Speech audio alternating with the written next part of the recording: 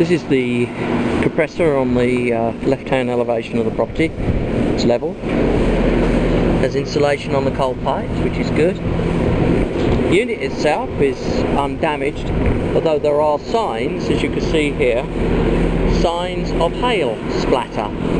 It's where it's removed the oxidization from the paint, and you see a different colour, which further confirms in my mind that there's been hail on the roof that we were inspecting earlier. Overall, good condition, nice and level, running. Let's go and have a look at its performance inside. This is the water heater. We have a temperature pressure relief valve. It's working nicely. We have a flexible gas pipe going in here, but we don't have any drip legs.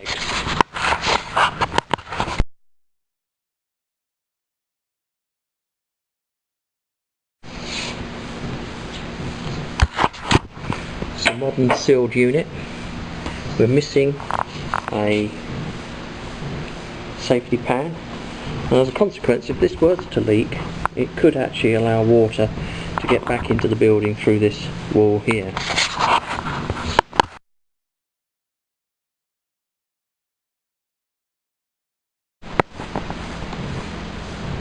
This is the vent hood. Well, it's nice and solid, very good, and there's no apparent corrosion around the heater, so I'd say it's all looking very good.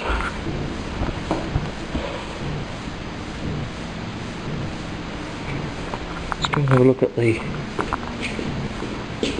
drain line outside.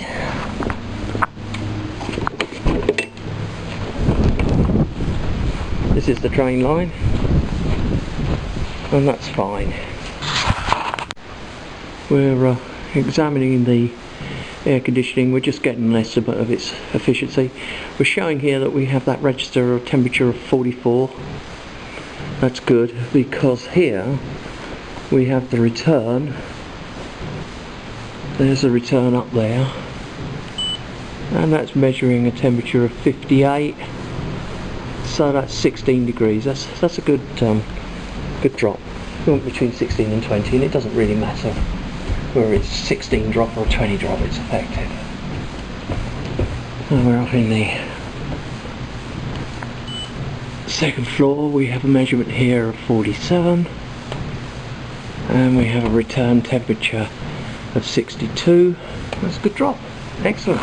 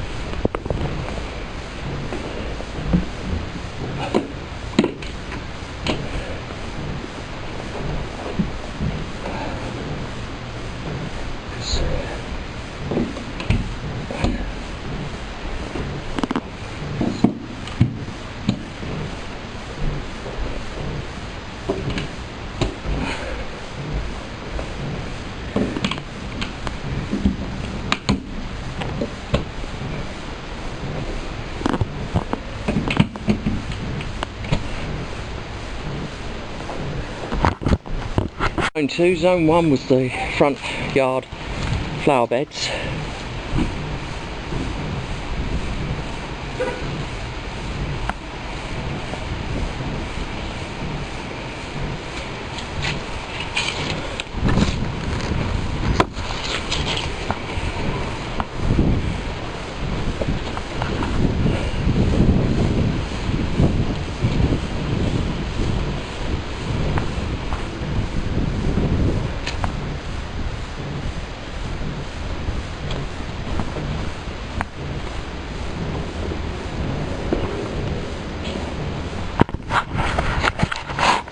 Three.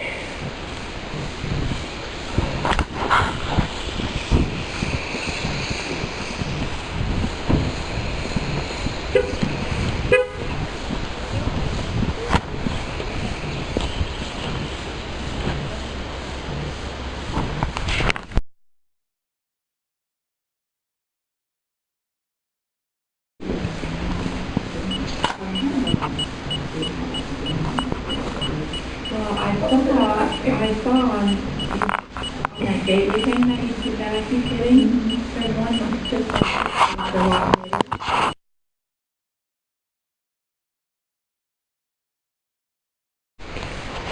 This is the exterior inspection. This is a post-tension cable that's exposed right at the end of the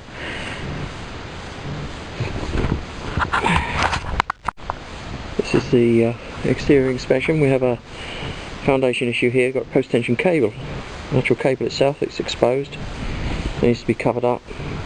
And the grading has shrunk away. You can see here how it's actually shrunk from the foundation wall. It needs to be regraded, built up.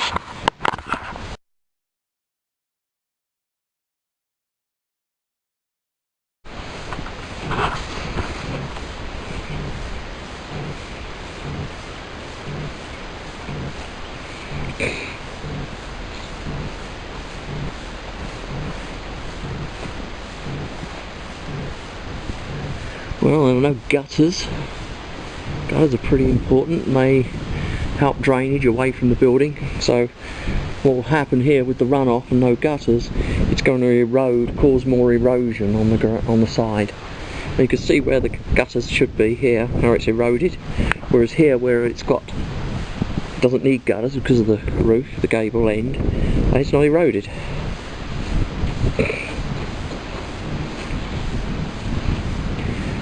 And we've got a clear out here, which is actually can't be used as a clear out without cutting the siding. An incorrect installation.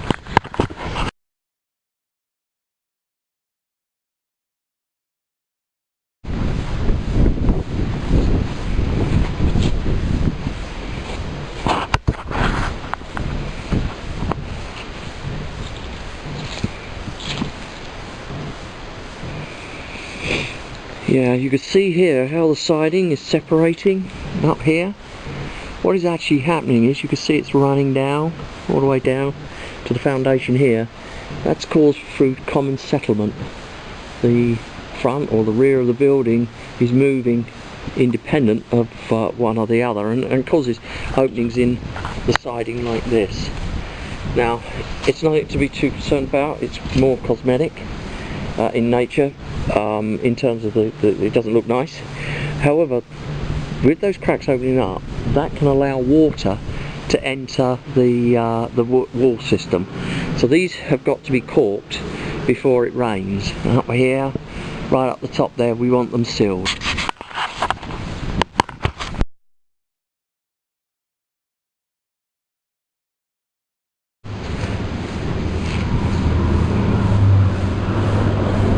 Moving around to the front elevation of the property.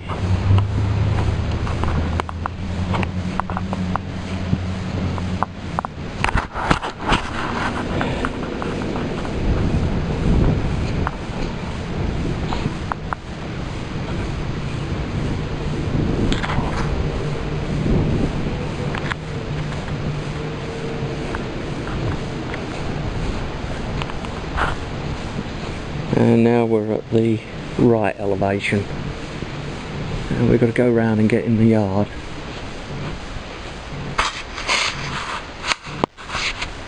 Again, we've got the settlement here. You can see how it's coming down. So it's the front of the building settles independent of the rear of the building.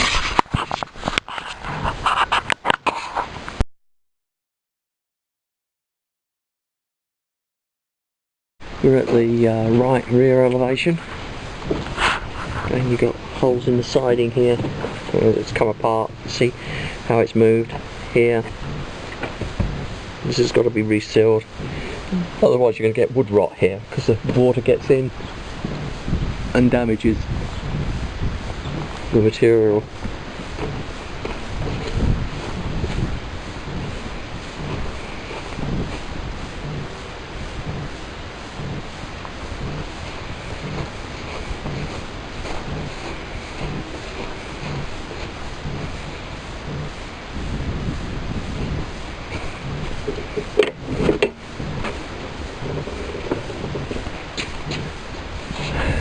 We're at the rear elevation now. Okay, let's have a look at the roof system. We've got soffit vents and a gable vent up there. I hope that's not open, it shouldn't be. And we've got soffits here.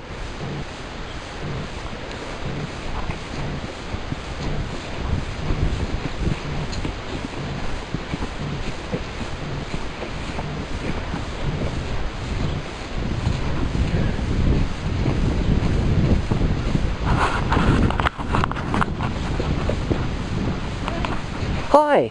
I'm Kelly. Hi Kelly, I'm Mark. I'm at the front elevation. There's damage to some of the shingles. You can see this damage here. This was probably damaged on installation when the house was built. But there's also other damages indicative of hail. Here, here.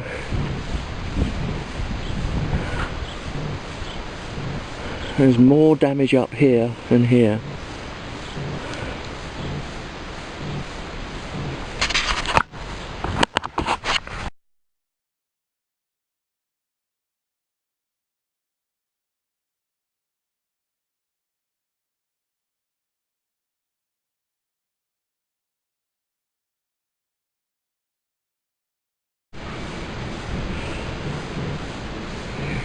There's a small amount of hail damage at this elevation too. We're at the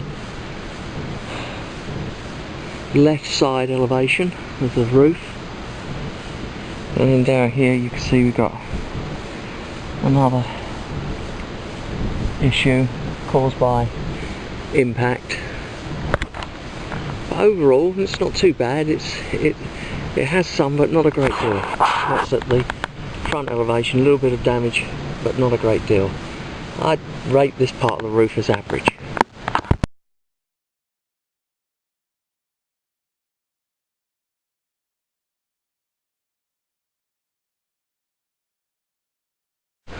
We have more installation damage here. Been a bit of caulking carried out, but also we've got hail damage here, here, more up there. Yeah, there's more damage up here and around this area to these shingles. Have a look a bit further along. Well, this part of the roof is in better condition than up close to the actual wall here. There are some signs of impact here, but overall a diminished amount. So my conclusion is that this part of the roof's okay. There's some issues down here which we've talked about already. Could be some repair work needed here. Those shingles should be taken up, replaced.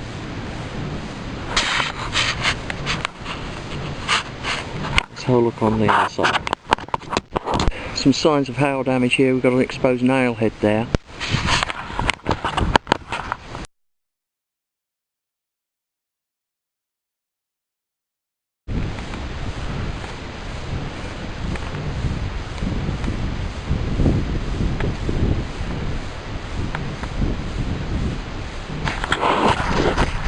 Well, there are nails driven into the shingles here. Shouldn't be there. That will definitely be leaking. Water will be getting through there. There's also, in this whole area here, there's installation damage. In addition to that, there are further signs of some hail impacting roof. Up here we've got a damaged shingle, more like an installation damage than something caused by the weather. But here there's further evidence of hail hitting this roof.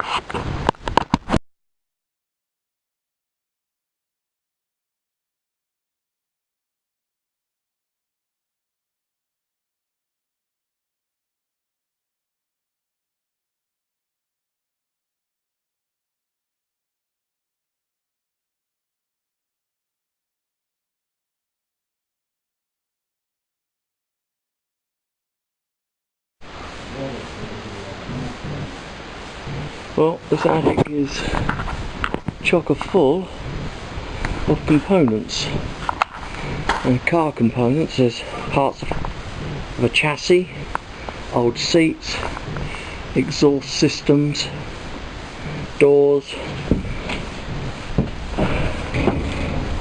I mean, really stuff that shouldn't be stored in an attic at all will need to be removed.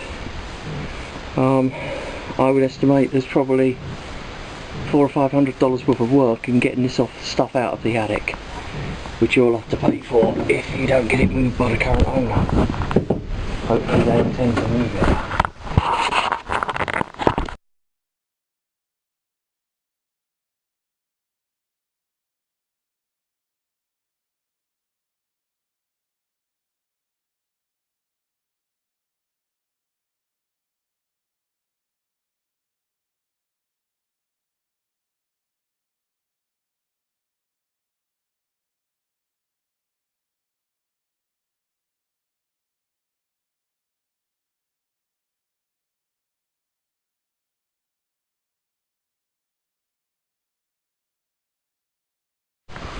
I'm in the upper attic It's ventilated by soffit vents and also gable end vents.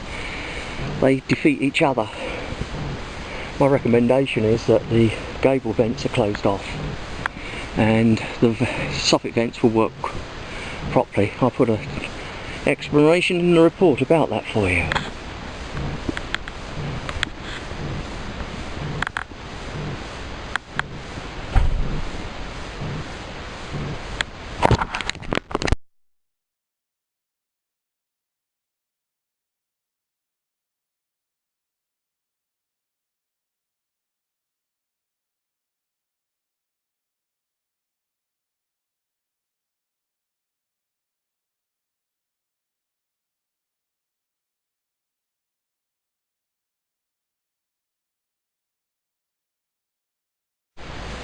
With Romex cables here running across the surface board, they need to be protected. The HVA system, we've got a gas supply here, doesn't have a sediment trap.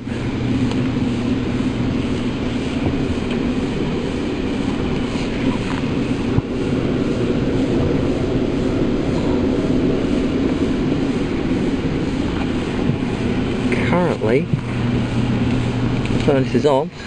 It's just gone off, but you heard it running there. It's heating. We're going to put it onto cooling in a minute.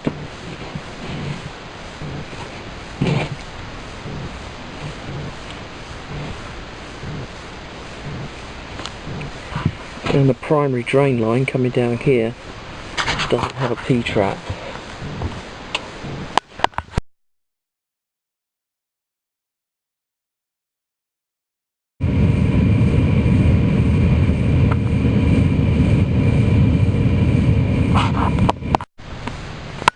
There is an interlock on the cooling system. Here we got the controller, and we can't lower it below 65. Now that may be acceptable. However, should you want to set it lower at some point, you're not going to be able to do that. You need to find out from the present owners what the unlock code is for unlocking this controller.